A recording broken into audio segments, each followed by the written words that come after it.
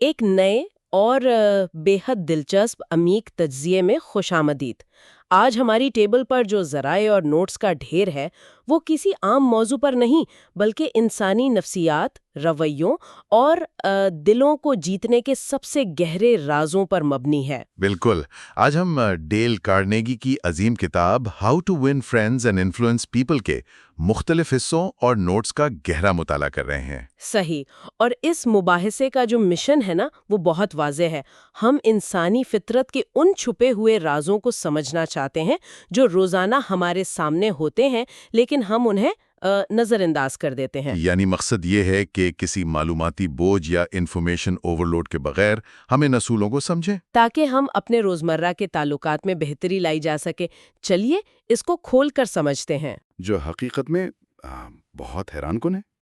میں نے جب ان نوٹس کو پڑھ رہی تھی تو ایک واقعہ نے مجھے سچ میں روک لیا۔ یہ ایل کپون کے بارے میں ہے، امریکہ کی تاریخ کا سب سے خطرناک گینگسٹر۔ ہاں، وہی جس نے شکاگو میں دہشت پھیلائی ہوئی تھی۔ بالکل وہی، لیکن آپ اس کا اپنا بیان سنیں۔ وہ کہتا تھا کہ اس نے اپنی پوری زندگی لوگوں کو خوشیاں دینے اور ان کی مدد کرنے میں گزار دی، اور بدلے میں اسے صرف گالیاں اور برا بھلا کہا گیا۔ مطلب وہ خود کو عوام کا ہمدرد اور ایک مظلوم انسان سمجھتا تھا۔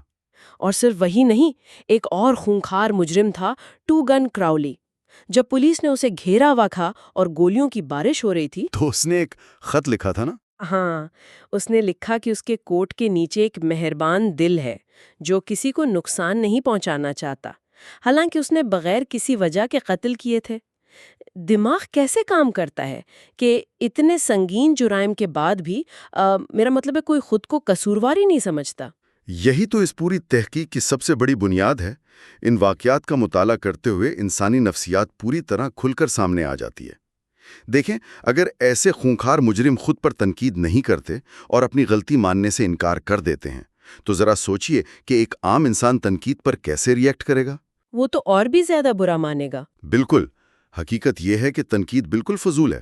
اس کا کوئی مثبت نتیجہ نہیں نکلتا کیونکہ یہ انسان کو فوراً ڈیفینسو بنا دیتی ہے۔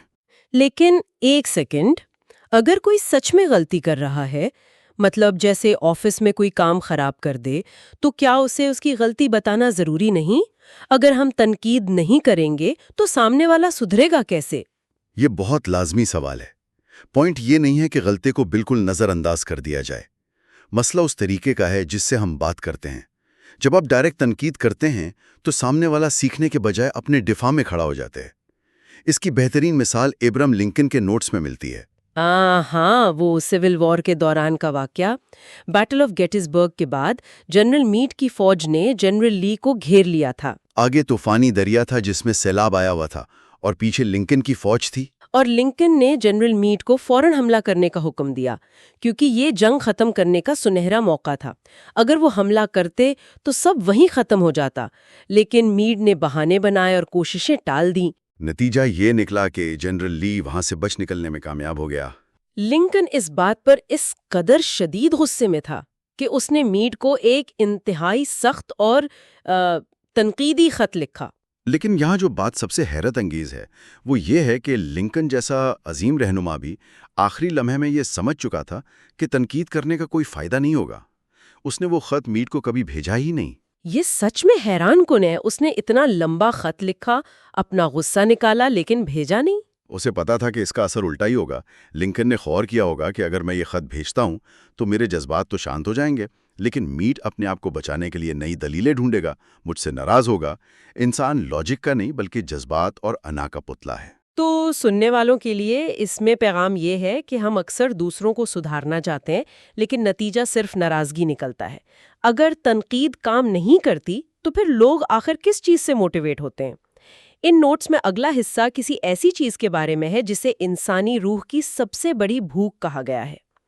ہاں، یہ ایک ایسی خواہش ہے جو ہر انسان کے اندر موجود ہے۔ یہ اپنی اہمیت محسوس کرنے کی خواہش ہے۔ The desire to be important۔ اہمیت محسوس کرنے کی خواہش۔ بالکل۔ جانور صرف پیٹ بھرنے سے خوش ہو جاتے ہیں، لیکن انسان کو یہ محسوس کرنا ہوتا ہے کہ اس کی کوئی قیمت ہے۔ لوگ اس اہمیت کو پانے کے لیے پہاڑ سر کرتے ہیں، کتابیں لکھتے ہیں اور کچھ تو بیماری کا دکھاوا بھی کرتے ہیں۔ چارلز شواب کا راز بھی تو یہی تھا۔ اینڈرو کارنیگی نے اس دور میں جب $1 ملین کسی خواب سے کم نہیں تھا، چارلز شواب کو $1 ملین سالانہ سیلری دی تھی۔ اور حیرت کی بات یہ تھی کہ شواب خود مانتا تھا کہ اسے یہ سیلری سٹیل بنانے میں مہارت کی وجہ سے نہیں مل رہی۔ تو پھر اس کی اتنی قیمت کیوں تھی؟ کیونکہ شواب کی کامیابی کا راز غلطیاں نکالنا نہیں بلکہ دلوں کو جیتنے والی تعریف تھا۔ صحیح، اس کا اپنا فلسفہ یہ تھا کہ کسی بھی انسان کی بہترین صلاحیت کو باہر نکالنے کا واحد طریقہ سچی تعریف اور حوصلہ افزائی ہے۔ شواب غلطیاں نکالنے میں کنجوس اور تعریف کرنے میں سخی تھا۔ ایک سچی تعریف واقعی کسی کی پوری زندگی کا رخ بدل سکتی ہے۔ ان نوٹس میں اسٹیوی وانڈر کی کہانی ہے۔ وہ اندھے تھے اور کلاس میں ایک چوہا گم ہو گیا تھا۔ استاد نے بجائے کسی دوسرے بچے کو بلانے کے اس بچے سے مدد مانگی۔ استاد نے اسے یاد دلایا کہ اس کے پاس ایک ایسی صلاحیت ہے جو کلاس میں کسی اور کے پاس نہیں، اس کی سننے کی بے حد تیز حس۔ اور اس استاد نے اسٹیوی کی سننے کی صلاحیت کی تعریف کی جس نے اس بچے کی زندگی بدل دی۔ اس سچی تعریف نے اسے اہمیت کا احساس دلایا۔ لیکن یہاں میں آپ سے یہ پوچھنا چاہتی ہوں، خوشامد اور سچی تعریف میں تو بہت باریک سا فرق ہوتا ہے۔ کیا لوگوں کو سمجھ نہیں آ جاتا کہ کوئی انہیں بس خوشامد کر رہا ہے؟ بہت واضح فرق ہے۔ سچی تعریف اور خوشامد میں زمین آسمان کا فرق ہے۔ خوشامد صرف دکھاوا ہے اور آخرکار نقصان پہنچاتی ہے۔ خوشامد میں آپ صرف وہی بولتے ہیں جو سامنے والا سننا چاہتا ہے، چاہے وہ جھوٹی کیوں نہ ہو۔ لیکن سچی تعریف بغیر کسی غرض کے دل سے نکلتی ہے۔ یہاں بات بہت ہی دلچسپ ہو جاتی ہے۔ اگر ہم دوسروں کی خواہشات کو سمجھ لیں تو ہم ان سے وہی کام کروا سکتے ہیں جو ہم چاہتے ہیں۔ اس کتاب میں مچھلی اور کیڑے کی ایک بہت ہی سٹیک مثال ہے۔ اگر مجھے مچھلی پکڑنی ہے تو میں حکم اسٹرابری اور کریم نہیں لگاؤں گی، حالانکہ مجھے اسٹرابری بہت پسند ہے۔ مچھلی کو اسٹرابری سے کوئی دلچسپی نہیں، اسے کیڑا پسند ہے۔ تو اسے پکڑنے کے لیے کانچے میں کیڑا ہی لگانا پڑتا ہے۔ لوگ صرف اپنی ضرورت اور پسند میں دلچسپی رکھتے ہیں۔ ہم عام طور پر اس آسان سی بات کو بھول جاتے ہیں۔ ہم جب کسی سے کوئی کام کروانا چاہتے ہیں تو ہمارا زور اس بات پر ہوتا ہے کہ ہمیں کیا چاہیے۔ لیکن اگر آپ کسی کو موٹیویٹ کرنا چاہتے ہیں تو آپ کو ان کی خواہشات کے مطابق بات کرنی ہوگی۔ ان نوٹس میں ٹم کی مثال ہے۔ اسٹین نویک کا بیٹا ٹم جو کنڈرگارٹن جانے سے انکار کر رہا تھا، زمین پر لیٹ کر رو رہا تھا۔ عام طور پر والدین اس سچویشن میں ڈانٹتے ہیں، لیکن انہوں نے بچے کے اندر خود اسکول جانے کی خواہش پیدا کرنے کی کوشش کی۔ انہوں نے گھر میں فنگر پینٹنگ شروع کر دی، اور جب ٹم نے دیکھ کر شامل ہونا چاہا تو انہوں نے ریورس سائیکالوجی کا استعمال کیا۔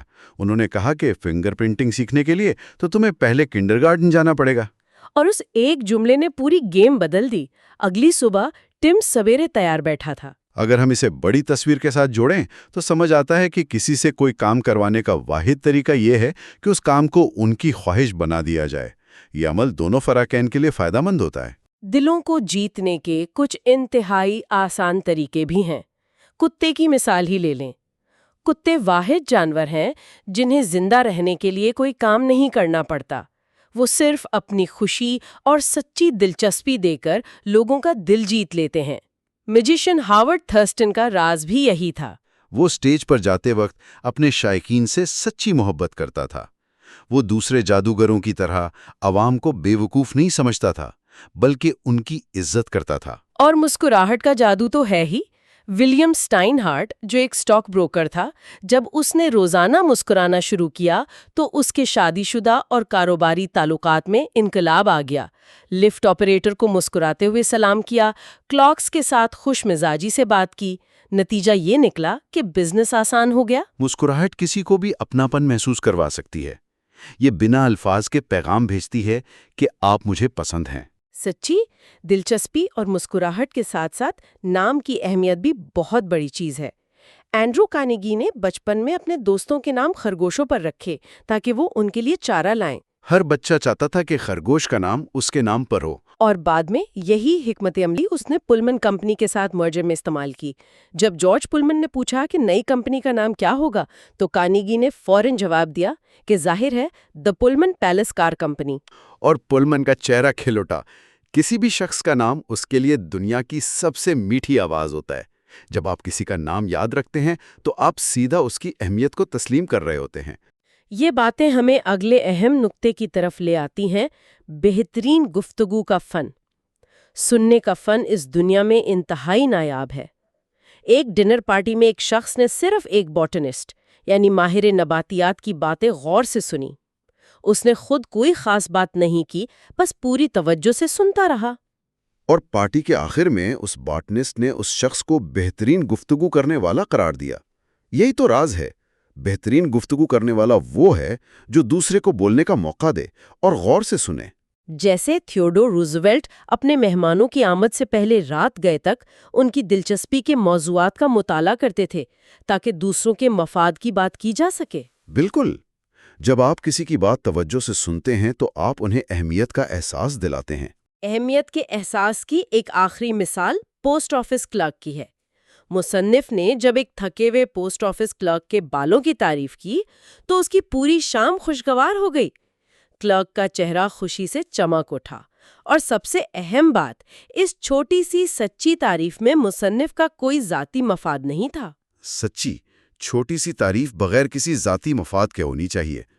جب آپ بغیر کسی امید کے کسی کو اہمیت دیتے ہیں تو آپ ان کی دن بھر کی تھکن اتار دیتے ہیں۔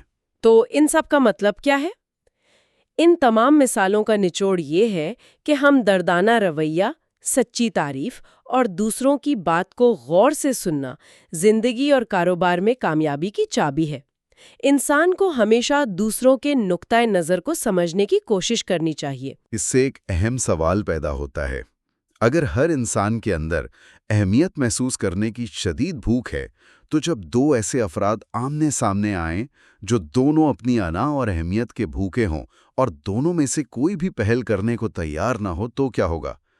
کیا انسانی نفسیات کی یہ اہمیت پانے کی خواہش کہیں ذاتی اور عالمی تصادم کی سب سے بڑی وجہ تو نہیں بن رہی؟ ایک ایسی دنیا میں جہاں ہر کوئی سننا چاہتا ہے مگر کوئی سننے کو تیار نہیں، یہ ٹکراؤ ہمیں کہاں لے کر جا رہا ہے؟ سننے والوں کو اس گہرے سوال پر ضرور غور کرنا چاہیے۔